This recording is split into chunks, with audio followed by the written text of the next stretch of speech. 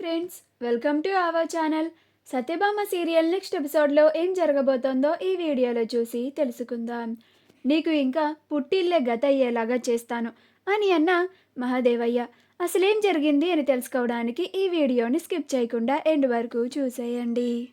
Current officer మహాదేవయ్యకి call చేసి తన మొరలు పెట్టుకుంటూ ఉంటాడు. అప్పుడు మహాదేవయ్య ఏమైందో తిన్నగా చెప్పు అని అంటాడు. అప్పుడు ఆఫీసర్, ఒకే ఇంటి నుంచి 2 వార్నింగ్లు వస్తే ఎలా మహాదేవయ్య గారు? మీరేమో మీ వియ్యంకుల వారి ఇంటికి ఒక వారం రోజుల పాటు కరెంటు లేకుండా చేయమంటున్నారు. కానీ మీ అబ్బాయి గారేమో వాళ్ళు ఇంటికి వెళ్ళేలోపు పవర్ రాకపోతే నా పవర్ ఏంటో నేను చూయిస్తానని బెదిరిస్తున్నారు, చంపేస్తానని కూడా అంటున్నారు. ఇప్పుడు నేనేం చేయాలి మహాదేవయ్య గారు అని అంటాడు.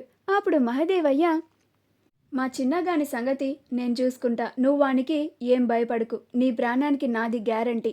నేను చెప్పినట్లుగానే చెయ్యి, నువ్వు కరెంటు మాత్రం అస్సలు వేయద్దు, ఇచ్చావా నా చేతిలో చచ్చావే అని అంటాడు.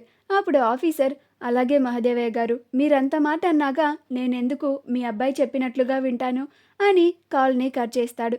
ఆ తరువాత విశ్వనాథ్ వాళ్ళ ఇంటికి అప్పుల వాళ్ళు వచ్చి హర్ష హర్ష అని అరుస్తూ ఉంటాడు.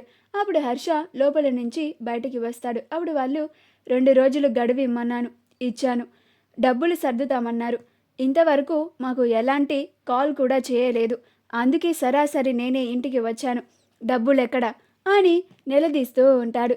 అప్పుడు హర్ష, డబ్బులు 2 రోజుల్లో సర్దుబాటు అవ్వలేదు, మాకు ఇంకొంతకాలం గడువు కావాలి అని అంటాడు. అప్పుడు అతను, ఏ మాటలుగా ఉందా, మీరు గడువు అడగగానే ఇచ్చినందుకు మేము మీకు చులకనైపోయామా అని హర్షని కాలర్ పట్టుకొని లాక్కెళ్ళడానికి ప్రయత్నిస్తూ ఉంటాడు. అప్పుడు సత్య మధ్యలో అడ్డుపడి, సార్, మీకు వారం రోజుల్లో ఎలాగైనా నేను సర్దుబాటు చేస్తాను, నన్ను నమ్మండి అని మధ్యలో అడ్డుపడుతుంది.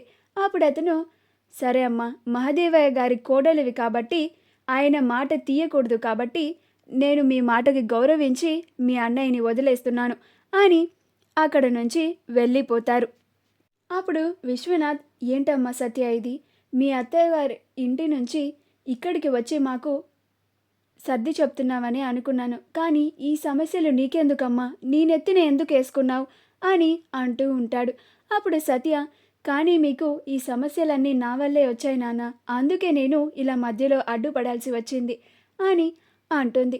ఈ సమస్యలు దానికి కారణం నేనే కాబట్టి వీటిని సర్దుమనిసే బాధ్యత కూడా నాదే అని అనుకుంటూ ఉంటుంది. ఆ రోజంతా ఏదో ఒకటి చేసైనా డబ్బులు ఏర్పాటు చేయాలి అని ఆలోచిస్తూ ఉంటుంది.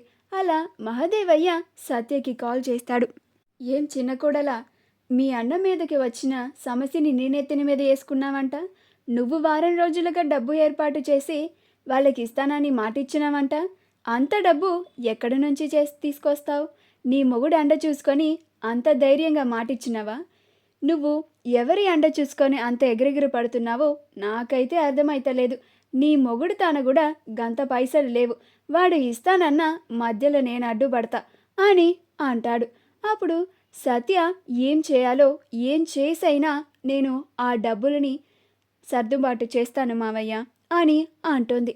అప్పుడు మహాదేవయ్య, నువ్వు ఇట్లానే ఎగిరెగిరిపడు, రేపు సూర్యాస్తమయం అవ్వే ముందే ఇంకొక కొత్త సమస్య ఉదయించబోతోంది, దాని నుండి ముందు ఎట్లా బయటపడాలనో చూడు, ఇంకా ముందు ముందు నీకు పుట్టిల్లే గతి అయ్యేటట్లుగా చేస్తాను, నీ మొగుడిని కూడా అక్కడికి రానియను, మీ ఇద్దరి మధ్యన కూడా దూరాన్ని వచ్చేలాగా చేస్తాను అని అంటాడు.